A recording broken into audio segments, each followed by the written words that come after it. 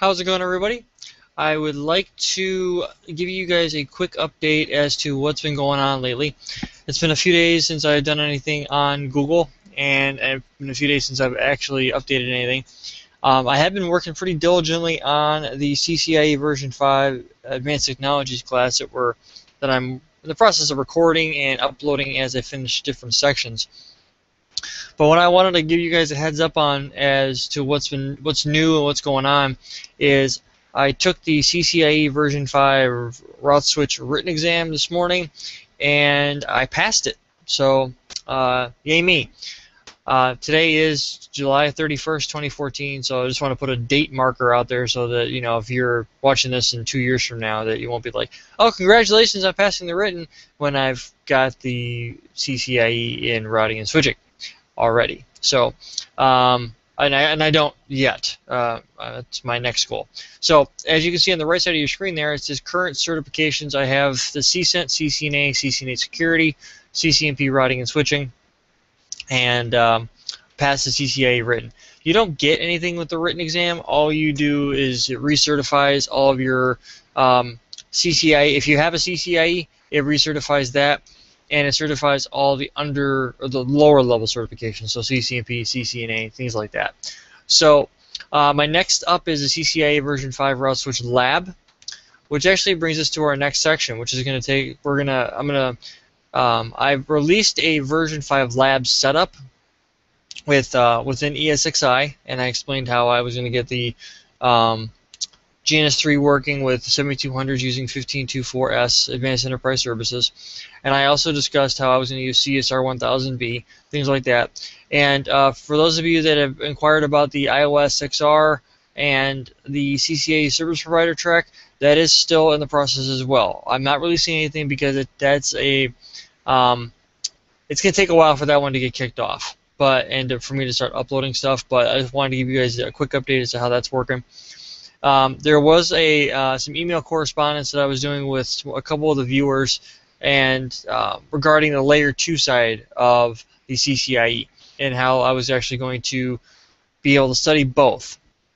Now, currently with the layer 3, so all the routing stuff, that can be done in either GNS3, GNS3, I should say, GNS3 with 7200s.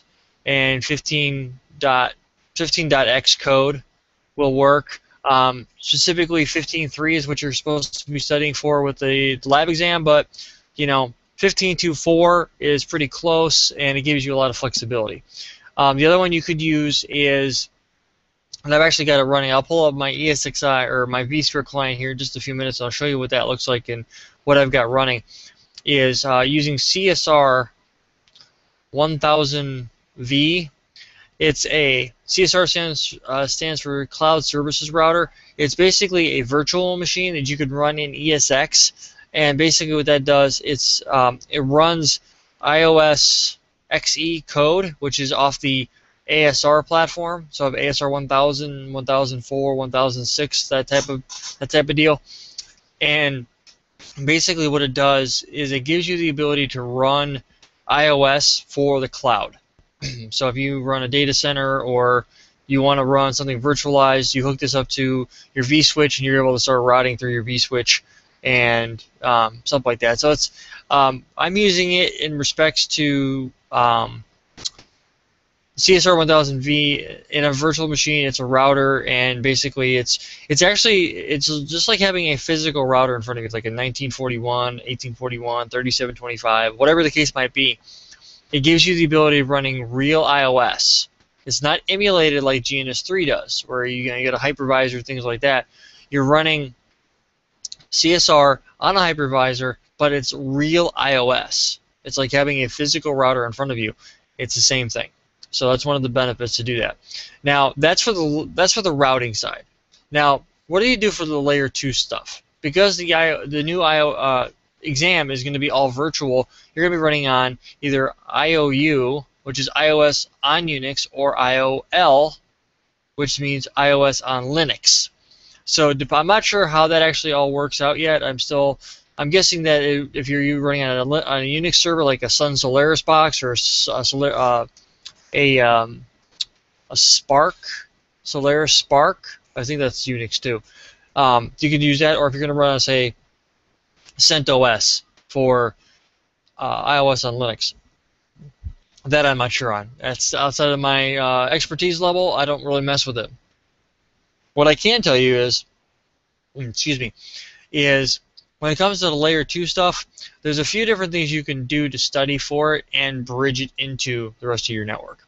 When it comes to GNS3, and this is the popular one, I get a lot of emails for how this actually works and what you can do to fix this or get it up and running. In GNS3, there is actually a cloud, and let me pull up my ESXi host. Actually, I got it over here. Let me pull this guy up here, and I will. You guys can't see it because I haven't screen shared this yet, but I will screen share my remote desktop connection here. Alright, so right now you have my remote desktop connection. This is going over to my Windows 7 computer that's running it. It is a VM. So if you were to scroll down here, I think it'll show, or not. Customize. Yeah, it's okay, maybe not. Anyway, sorry. Usually it'll say virtual machine, but this is a virtual machine. Now, if you come over here and click on this guy right here, you're gonna have this cloud. You're gonna drag this cloud out and drop it right here. And I'm not gonna walk you through step by step on how to set this up, but if you can you can map this, and it might actually work. Yes, right here. I have a local area connection. So basically what it's doing is GNS3 is able to identify that I have a network card available on my computer. So what you can do is you can map this to a network cable or a network card on the physical server that it's sitting on. It doesn't have to be a server, it could be any physical box that it's sitting on. You can map the cloud to talk to this network card. You click add and scroll down just a bit and click apply, and then what you can do, if you hover over it, now you get that cloud name, you get this guy. You click on this here, you click on this, the network interface option, click on that, come over here, and I happen to have a open port here, click on that. Now what I have done is I've actually set it up to where I can bridge my network, or the virtual routers in GNS3, into the cloud. So technically speaking, now I should be able to go to like ESX, and I should see all the routers. So that's the idea behind it. That's one way you can bridge into this. Now, what I've done in the past is I've actually, this connects down to a Cisco switch. So if we were to go to my ESXi host, let me bring that over real quick for you.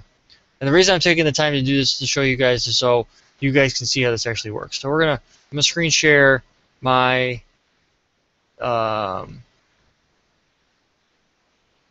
screen one. Yeah, right here. Sorry. So now you're looking at my ESXi host. So I've got CSR 1000Vs, I've got 3 of them running, and I've got GNS3 sitting right here. So basically what now you can do is you can go to the host, and you can click over here on summary, or I'm sorry, configuration, and you can go to networking. Now, what I've done with networking, and it's very, very easy to do this. It's very, very simple. All you got to do is click on the properties tab here, and I'll explain how this works. So you can create you can add a new port, which is you can set up a VM kernel and set up a vSwitch and all that other good stuff. I don't do that. All you have to do is click on here, and you click on the VM network here, click on edit, and then you go down to see where it says VLAN ID. You either have 0 or 4095. 4095 means it's going to forward all VLANs. The other thing you need to do is click on the security tab, click on promiscuous mode, and click accept, or pilot accept. Promiscuous means it's going to allow that device to talk to all the other devices. So it's removing a filter at the interface level. So that's how you're going to be able to set up to be able to talk to all the routers. Now, if you click on this guy right here, this is basically going to say it's CDP. CDP does run on this guy, and basically what you come down here, CDP is running version 2. Oh, you guys can't see that. Okay, let me see if I can screen share that.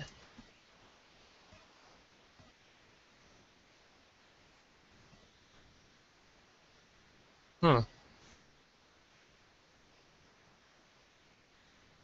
And now it pops up. That's weird. We'll just go full screen for a minute then. So click on this guy. Okay, now it pulls up. So what you can see here is it pulls up. I got CDP running here. Everything looks good. And it's telling me I'm connected to a Cisco 2950. And this is the port that I'm connected to on. This is the IP address that I would use to reach the switch. So from here, what you can do is I actually physically have my other switches in my home network connected to these switches, or to this switch. So you can't see it, but there's actually 1, 2, 3, 4 other switches besides this one right here connected to this physical switch that you're looking at, this guy right here. And basically what ends up happening is you can take this, I configure them as all trunk links, and I'm able to trunk all the tagged VLANs through here. So this means I can be on a router, and I can go in and I can talk to from a GNS3 router to a physical switch, and it all gets through the network. So I'm not going to go through the specifics on how that actually works, but you know that's basically the idea behind it. It's pretty cool when you think about it. So that's my that's that really. So basically, let me minimize that. So now we're back to GNS3. So I bridged that in here. So if I was to click on router 1, I've actually got it pulled up right here. Let me bring this down just a bit. This connection right here is actually talking to this RDP box behind it. So let me come down here. I'm going to do a show CDP neighbors. Now if you notice here, I've got R10 here. I got 2 through 10. If you notice here, I got the switch. This is that switch that you see, the one that my physical, the ESXi server sits on. This is the switch that connects to. So if I was to ping 192.168.1.249, okay, you know what I bet you it is? I don't have an address configured. So IP interface brief. Yeah, let's go to config t interface gig 1/0. IP address is 192.168.1.225. 24-bit mask. Put in the same range. And drop out, and I should be able to talk to it now. Or not. Anyway, I'm not going to toy around with that too much. But basically the idea is through CDP it can see it. So this is the physical switch that's connected to my IBM server that is ESXi is running on top of. So that's one way you can do it. Now the other way you can do it, and this is a little more complicated, is you can do this. I don't recommend doing this one. Simply for the fact that there's a few too many bugs that can run into it. You're not going to be able to, let's say for instance you have a switch and you want to plug router 1 into this port right here, and you want to unplug it then to test some sort of maybe uplink fast through spanning tree or something like that. You won't be able to do that. So the best thing for you to do, and actually let me flip my screen sharing over again real quick so you guys can, I'll come back to this. It's not going to detect that because it's not physically connected to it. So what I'm actually going to do, and this is the part that I like the most, is what I'm going to that back just a little bit here. What I do is I take my 4 switches. I have 4 switches, and what I do is I connect them physically together. And this will be a switch 1 is a 3550, switch 2 is a 3550, and switch 3 is a 3750, and then I have switch 4 is a 2950. This guy right here, and this guy, and this guy, and this guy all connect up to the same physical switch, the 2950. The one that you saw on the ESXi host being seen. I connect them all to that, and then this guy right here then connects to my IBM server, which is running ESXi. So that's how that works. And then what I'm able to do is you can see that throughout the entire network. What I end up doing is I connect these guys physically together, and then I'm able to do all my testing for rapid spanning tree, multiple spanning tree, all of my layer 2 features, and then anything that's going to require like PPP or something like that, or PPPoE, or whatever the case might be, then I do that back in GNS3 or on the CSRs. So that's how I do that. Now the other one you can do, let me just clean this up just a bit here for you, is, and this is pretty popular among a lot of people that I've talked to. I have not done this because of the fact that I have another solution that's better. Is what I do is I actually, what I've seen people do or heard of people do is they have their ESXi host. So your ESXi host, whatever it might be running. And then what you do is you have your hypervisor. So you have your routers connected to, or actually, let's not confuse it. So you have your routers connected here. So we're going to draw these. These are just routers sitting here. You connect these routers, and you connect these guys to a 3750. 3750 is going to be a breakout switch, meaning that this guy connects to the 3750, and then these guys are going to connect down to 4 individual switches. These 4 individual switches, what you're going to do with these guys is you're actually going to .1Q tunnel them to here. And you're going to .1Q tunnel them. Now the thing with that is, it really doesn't make it, there's no real point of this, because what .1Q tunneling is supposed to do is it's supposed to allow you to tunnel traffic across the service provider network. You could also use layer 2 tunneling, version 3. Now the thing with that is, when you're dealing with something like that, you have to be careful, because L2-2PV3, one of the things you can do is, let's say for instance you've got a connection physically connected here, and then this guy connects to here. What you can actually do is you can create a L2-2PV3 tunnel here, and you can actually make this guy here and this guy here look like they're directly connected, because it supports L2-2PV3 supports CDP, it supports spanning tree, where .1Q tunneling does not forward any of that. When you .1Q tunnel, what you're actually doing, .1Q tunneling, what that actually does is it disables spanning tree, CDP, and I forget what the other one is at the link level. It disables all these. So these are all taken out of the game. And because of the fact that when you're using .1Q tunneling, you set it up as a trunk link up to your the service provider. The SP sets it up as a .1Q trunk. So this is a service provider. They don't want to be learning in whatever you have to advertise through SDP or through CDP. They don't care. They don't want to be able to learn your network internally. So basically, the best way for you to do it, this is using a breakout switch, if you missed that. And I've never set this up, so honestly I don't have any good examples to give you. But realistically speaking, your best bet for this is to do what I've done. And the only reason I say that is because it successfully works for me. Now, I don't do this breakout switch. What I do is I use is more of a bridge than anything else. So I bridge my ESXi environment to my physical switches, and that's how I go about doing everything. So that's the best way at least that's the best way I've found to do it. It works. I don't have any issues with it, stuff like that. So that's pretty much where I wanted to go with that. Now, let's say for instance you've got a situation where you have physical equipment. Great. And I keep referring to ESX. You don't have to use ESX. You can use Zen server, or a Citrix, or whatever the case might be, or any type of any hypervisor you can get a hold of to work, that'll work for you, go for it. Now the kicker with that thing is Microsoft has a hypervisor as well. It's called Hyper-V, but I have not seen this successfully run CSR 1000V, GNS3, any of that stuff.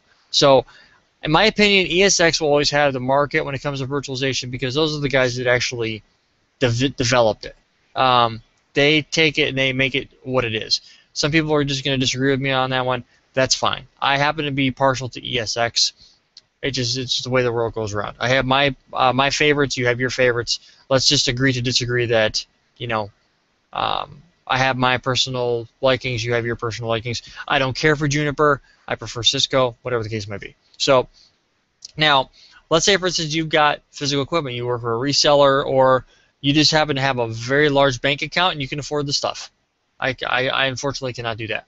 So currently, for the CCIE version 5, you're supposed to be running 2,900 routers running 15.3T.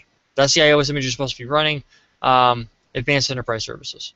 And then with the switches, I think it was 3560 running 15.0 SE and running Advanced IP Services. Now, here's the kicker.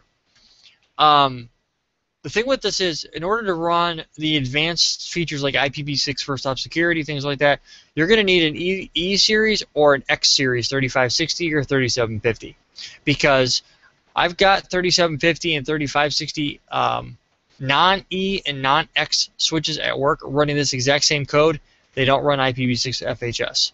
So you're going to have to be careful when you're looking at different switches to make sure they got the right type of, the right model of switch that can support those features. What I would do is Google whatever it is you're trying to run. And in my case, for me, INE runs those switch models because IPv6 first hop security is inside of the CCIE security track, and they've already got that stuff set up for you. So it's just a matter of you getting some rack rental time, spend a couple $100 in rack rentals, go online, spend some time on the rack, go through the labs for first hop security, try it out. Now, realistically speaking, this could be, say, 2% of the entire lab exam. Then you may not even get tested on it. Now, my theory is that if it's a newer feature and it's on the lab, it's probably going to get tested. It's the older stuff that's not quite as common that's going to get tested, not going to get tested. Now, it could be completely way off base, just what I think. Now, that's what you could do if you have for the iOS images and for the physical equipment. Now, for me, I have a topology set up to where I'm using INE's Advanced Technologies class topology. It's 10 routers set up in a, you guys have seen the topology, I'm not going to draw it out. But you're going to need 10 routers for that. So that means you're going to need 10 2900s running 15.3.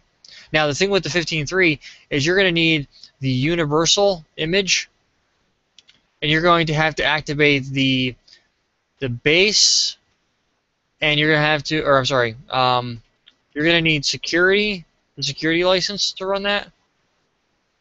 And I forget what else there is. There's another one you're going to have to run too. I think IP LAN, IP services, I think it is.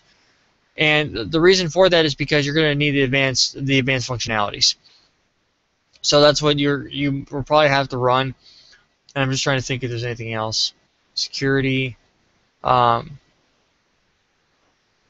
don't think you'll have to do anything else besides those two. Data, that's what it is, data. I'm trying to think of the universal. Because when you go to Cisco's website to do the feature navigator, so cisco.com/FN for feature navigator. So that's what you'd have to do there. Now for the actual lab. So this is when we're going through the ATC. For me, or my ATC, is 10 routers. And actually, I bring in an 11th one when I do PPPoE, but realistically, you can connect 2 serial connections and just away you go. Now, for the actual lab exam itself, for doing full-scale labs, I'm going to say between 20 and 25 routers, and between 4 and 8 switches.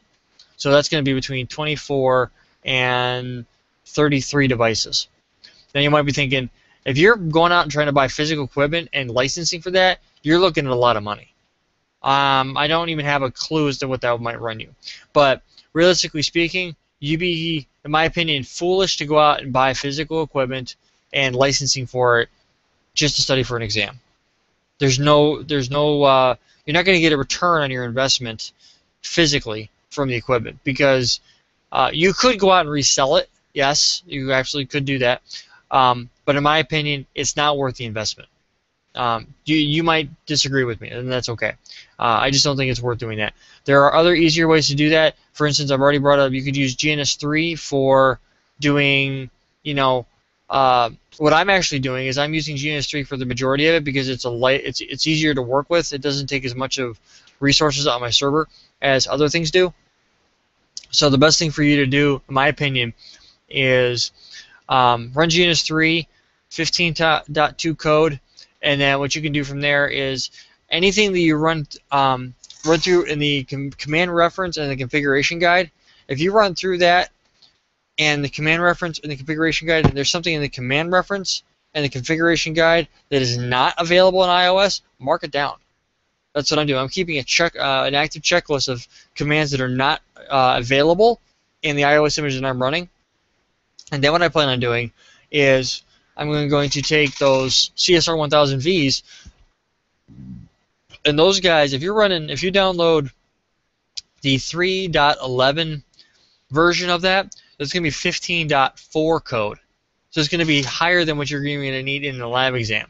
So you're going to have access to 15.4 code, and then from there what you can do is you can pretty much lab everything up. Now, the one little caveat to that is iOS XE is going to implement things slightly different than what iOS will do. Now, when you're dealing with these guys, this is iOS. The CSR, the ASR, all these guys, XE platform. Therefore, it's going to be a different code train. And basically, what they do with these, there's actually these configuration packages. Configuration packages. Yeah, I just think how to spell packages. And basically, what you can do is one of the, I forget what the, we'll just go with modularity. So one of the modules you can use is you can actually run the iOS module, and that's going to run 15 code inside of XE. Now the XE platform, what it does is it does a little bit of separation between the way that things work in iOS. iOS is monolithic. What monolithic means is if everything runs on the same processor. So for instance, if you're running OSPF and say the IP routing service just freezes or stops working for whatever reason one day, and it crashes the box, it crashes the entire box. Where if you're running iOS XE, and I haven't tested this, so I can't say for certain, but what it's supposed to do is if the IP routing service crashes, then that's the only service that crashes. It doesn't take down the rest of the box because the way that they implement the control plane is distributed. So you're not relying on the CPU to run the data plane and the control plane. There's a separation of that, so where if a service, kind of like in Microsoft, if a service stops, you can go in, and some companies are big on just reboot the server. Well, in a high availability network, yeah, that might be okay because you might just be able to fail over to another server. But if you have a single point of failure because your network is too small to run HA, then it's definitely not a good idea to just reboot the server. Because then, if that's the only server available to it, you'd be better off going to what is that thing? Services.msc, and then going in and trying to stop and start or restart the service to try to get it back up, like the spooler for printing and things like that. That's what I would do, and try to get it up and running. So it's going to be that similarity to iOS XE. I have not tested that. I can't say for sure if it actually works, but that's the idea behind it. So just be careful when you're actually labbing this stuff up and you're trying different things, because you don't want to get too far in and try to break stuff. But that's pretty much what I wanted to cover. There's going to be a lot of features that you're going to be able to play with coming down the road, and stuff like that. So let me just erase this real quick so we can go finish talking about this. And I'm sure you guys are just loving everything I had to say. So you guys tune in, right?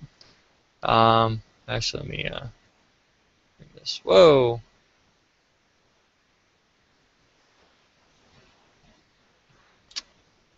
Why did I do that? Yeah, we're just going to delete that. All right, so we're going to come back over and grab my pen here. So that's pretty much the last of what I had to talk about. I wanted to cover a layer 2 section. So remember, I am connecting 4 switches to each other, and these 4 switches are going to be interconnected. And what I'm actually going to do is we're through the advanced technologies section for layer 2. So we're not going to be going back to that. But what I would recommend, or what I'm going to do, is when we get to the actual lab implementation, so when we walk through the full-scale lab, our full-scale lab walkthrough, what I'm going to do is I'm going to connect the 4 switches back up, and I actually I don't have a picture of it available at the moment, but I have a rack of equipment sitting right next to me. You might actually be able to hear it. That's me tapping on the rack. And what I do is, this bottom half of the rack is, I have 6 by 37 25s. And these guys are running 12.4.15 T, Advanced Enterprise Services. So what I did is, and I've got a frame relay switch connected to it above here. So that's what this box is right here. So there's a frame switch that I'm hovering over right here. And then I have my switches. So I've got 1, 2, 3, 4, 5 switches, and then my server sits on top. And that's directly connected to this switch right here. I have my Wi-Fi in the house, my computer, the internet, all that type of stuff. That all connects into my connection to my IMM to my server. That's that's here as well. So basically, what I'm going to do is I'm going to take the 63725s, and they each have 2 fast Ethernet interfaces. I'll connect those to different switch ports on the router, on each router to different switches in the network. So what we'll be able to do is we'll be able to demonstrate end host and DHCP and DNS, things like that. We'll be able to demonstrate most of that and then fail over, especially when we get to like HSRP, BRRP, GLBP, things like that. We'll be able to test those in a physical environment and be able to unplug cables and see how they're going to react. But beyond that, that's more of a just to see how things are actually going to work. But I wouldn't be too concerned about going beyond that, because what the layer 2 section, and we're going to cover this in detail. So we're gonna run through different issues with BTP, spanning tree, the different flavors of that, the different features you can run in an advanced spanning tree, things like that. And one thing you'll find with the layer 2 section is it's going to be mission critical in some areas, non-mission critical in others. So realistically speaking, when you're dealing with spanning tree, and this is where I think a lot of people are getting need more guidance, is how things are actually going to be set up in the lab. No one really knows, or I shouldn't say that. The lab has been live for almost 2 months now. I have not heard of anybody passing the route switch V5 route switch lab yet. I could be wrong, and there could have been hundreds of passers. I haven't heard of any. But I hear the lab exam is pretty tough. I don't know, but nobody's been able to verify that for me. What I can tell you is my goal with the advanced technologies class is to be as thorough as I can through the technology, and then to take the lab walkthrough. And we're not just going to get a single set of, well, what we will do is we'll have a large-scale deployment of something, or a large-scale lab deployment. It will walk through each one of those steps. And then from there, what we'll do is we'll go back through and we'll test various scenarios. We'll have, this is the situation you need to do, and we'll test a lot of different options there are for it. And we'll go from easy to hard and stuff like that, see how it actually works. But that's a layer 2 section of it.